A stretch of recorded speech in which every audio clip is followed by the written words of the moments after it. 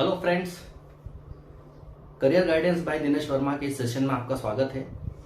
आज मैं आपको नेशनल एलिजिबिलिटी टेस्ट यानी नेट के बारे में डिटेल में बताना चाहूंगा।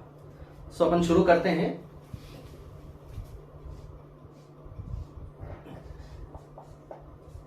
नेट क्या है? नेट नेशनल एलिजिबिलिटी टेस्ट, जो कि यूजीसी यूनिवर्सिटी ग्रांट कमीशन द्वारा साल में 2 बार कराई जाती है। अभी फिलहाल में इसकी जो एग्जाम होती है वो करवाने के लिए सीबीएसई को ऑथोराइज किया है।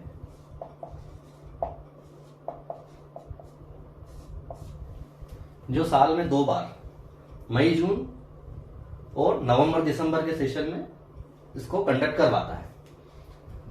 तो नेशनल एलिजिबिलिटी टेस्ट क्यों जरूरी है, पहले मैं आपको यह बताना चाहूंगा। यदि आप प्रोफेसरशिप, असिस्टेंट प्रोफेसरशिप के लिए एलिजिबल होना चाहते हैं बिना पीएचडी के, तो आप नेट क्वालिफाई करके असिस्टेंट प्रोफेसरशिप कर सकते हैं। प्लस असिस्टेंट प्रोफेसर प्लस यदि आप JRF, junior research fellowship, JRF करना चाहते हैं तो भी आपको नेट क्वालिफाई करना पड़ेगा।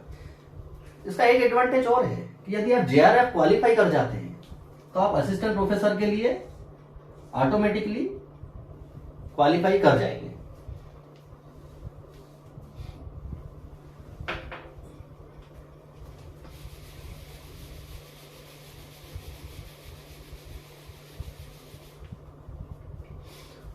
अब जो नेट जो है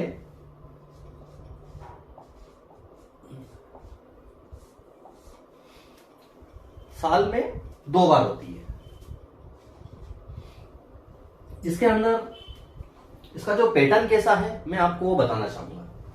इसके अंदर 2 पेपर होते हैं, 2 पेपर्स। फर्स्ट पेपर जो होता है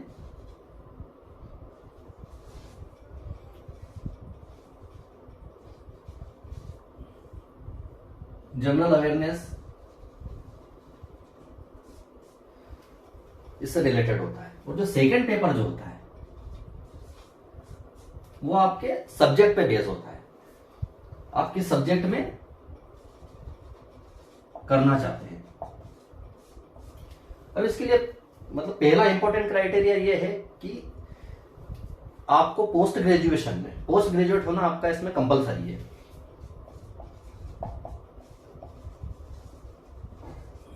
उसके अंदर भी आपके 55% मार्क्स, पोस्ट ग्रेजुएशन में 55% मार्क्स कंपलसरी है।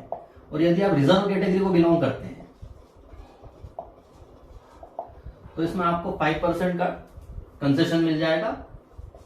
रिजर्व कैटेगरी के लिए 50% मार्क्स एनी हाउ आपके पोस्ट ग्रेजुएशन में होना ही चाहिए, तभी आप यूजीसी नेट के लिए एलिजिबल हो पाओगे। दोस्तों, जो नेट जो है ऑल इंडिया में करीब 83 सब्जेक्ट्स,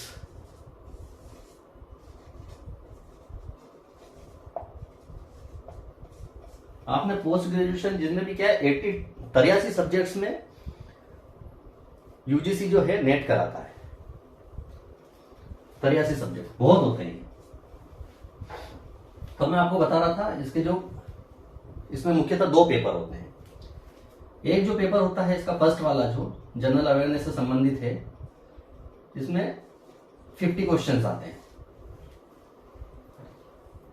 जो 2 मार्क्स के रहते हैं। 2 मार्क्स पर हर क्वेश्चन 2 मार्क्स का होता है। और जो सब्जेक्ट वाला क्वेश्चन है, पेपर है, वो 100 क्वेश्चंस का होता है। तो आपको दोनों में ही क्वालिफाई करना कंपलसरी है।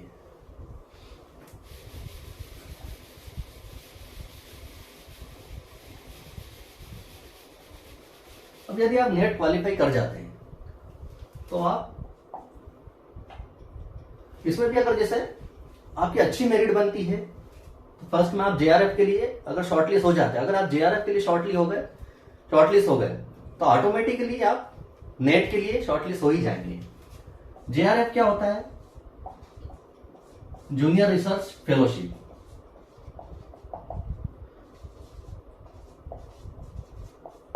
जूनियर रिसर्च फेलोशिप में ये होता है कि जो गवर्नमेंट द्वारा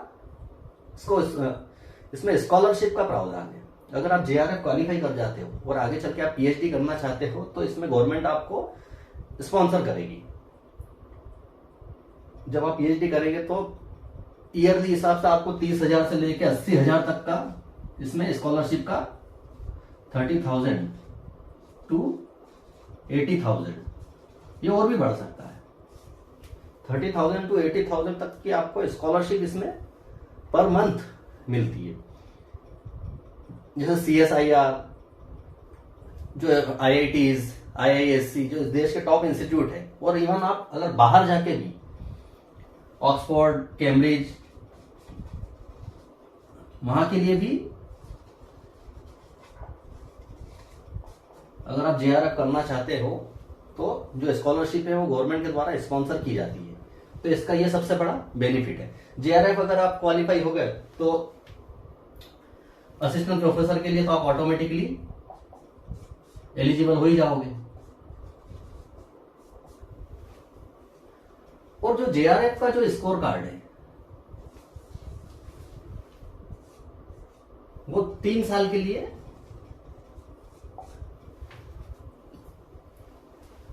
3 इयर्स के लिए आपका एलिजिबल है। मतलब आप इसको 3 साल तक आप इसको यूज कर सकते हो, उसके बाद ये एक्सपायर हो जाएगा।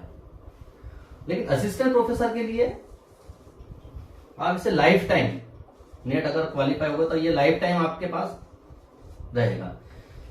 जब कभी भी असिस्टेंट प्रोफेसर की आप वैकेंसीज निकलती है तो उसमें आप एलिजिबल हो जाओगे विदाउट पीएचडी।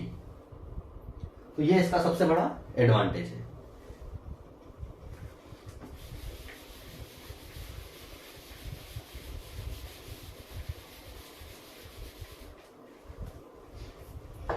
So friends,